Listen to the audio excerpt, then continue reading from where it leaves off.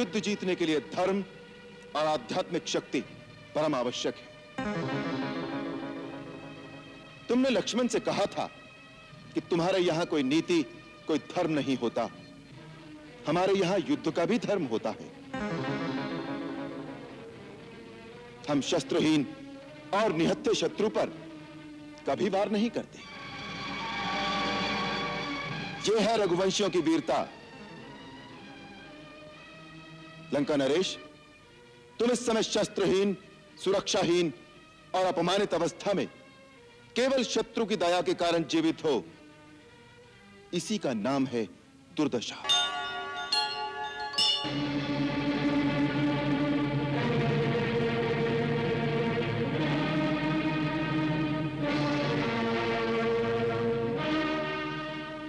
राम, सुना था कि रघुवंशी बड़े वीर होते हैं, परंतु तुम्हें देखकर वह धारणा दूर हो गई।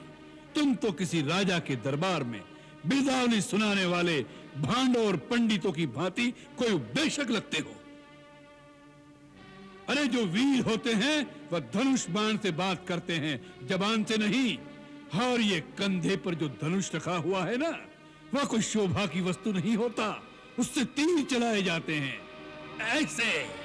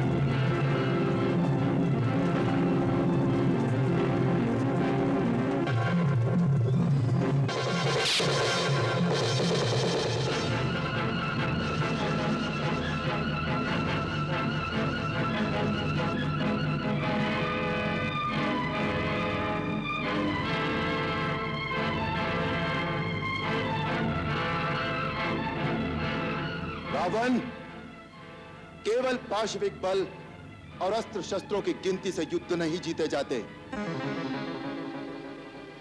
युद्ध जीतने के लिए धर्म और आध्यात्मिक शक्ति परम आवश्यक है। तुमने लक्ष्मण से कहा था कि तुम्हारे यहां कोई नीति, कोई धर्म नहीं होता। हमारे यहां युद्ध का भी धर्म होता है। हम शस्त्रहीन और निहत्थे शत्रु पर कभी वार नहीं करते। यह है रघुवंशियों की वीरता। लंका नरेश, तुम इस समय शस्त्रहीन, सुरक्षाहीन और अपमानित अवस्था में केवल शत्रु की दया के कारण जीवित हो, इसी का नाम है दुर्दशा। किया नहीं दस शीश को, केवल शस्त्र विहीन, आन बान अभिमान सब लिए राम ने छीन। अब जाओ, कल फिर शस्त्र लेकर आना।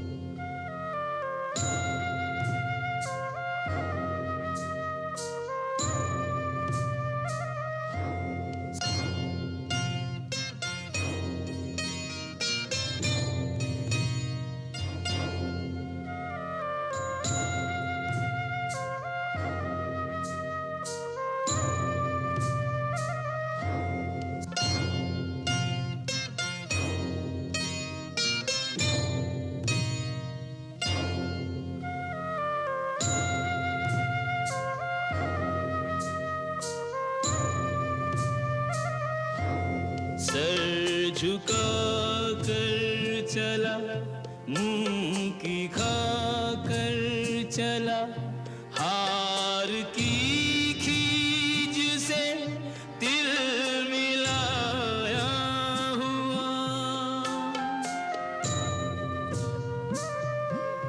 हाथ में टूटा दर्पण अहंकार का, अर्धविक्षिप्त सा छटपटाया हुआ,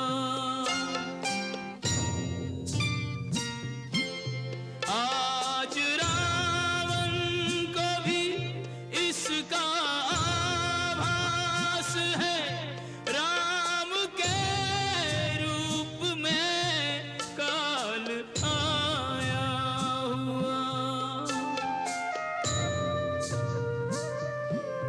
काल से कौन रक्षा करे जब स्वयं काल को दे निमंत्रण बुलाया हुआ।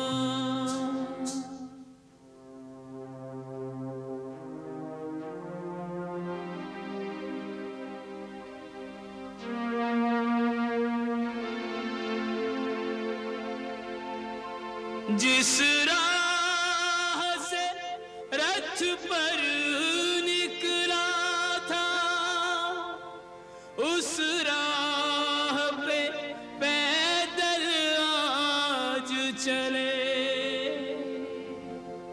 प्रतिशोध की आग लिए मन में, अपमान की कालिख मुख पे मले, जब राम विमुख हुआ राम समुख, तो अहम ब्रह्मास्मि के पंख जले, तब टूटता है ऊंचाई का भ्रम, जब आता है ऊंट पहाड़ तले।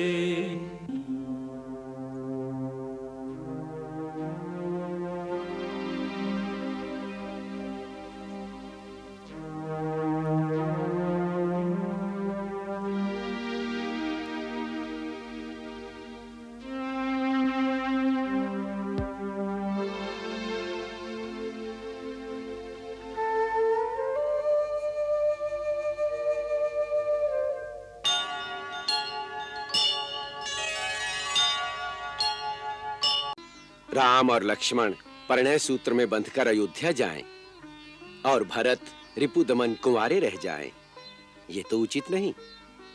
महाराज जनक के छोटे भ्राता संकाशा नरेश कुशध्वज की 2 कन्याएं हैं, मांडवी, श्रुतकीर्ति। हम इन दोनों सुकन्याओं का कुमार भरत और शत्रुघ्न के लिए वरण का प्रस्ताव रखते हैं।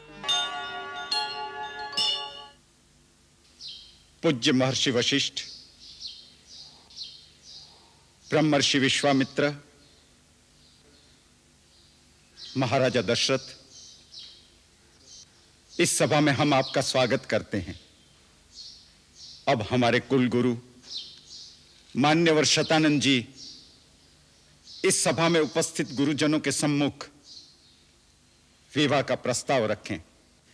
महाराज जनक की प्रतिज्ञा के अनुसार शिव धनुष के भंग होते ही राजकुमारी सीता का श्री राम से विवाह हो गया मानना चाहिए, जिससे आर्यवर्त के 2 महान कुलों का नाता जुड़ गया है। फिर भी धर्म और लोकाचार की रीति के अनुसार महाराज जनक आप सबकी उपस्थिति में अपनी पुत्री सीता का विधि पूर्वक और धर्म पूर्वक कन्यादान करना चाहते हैं।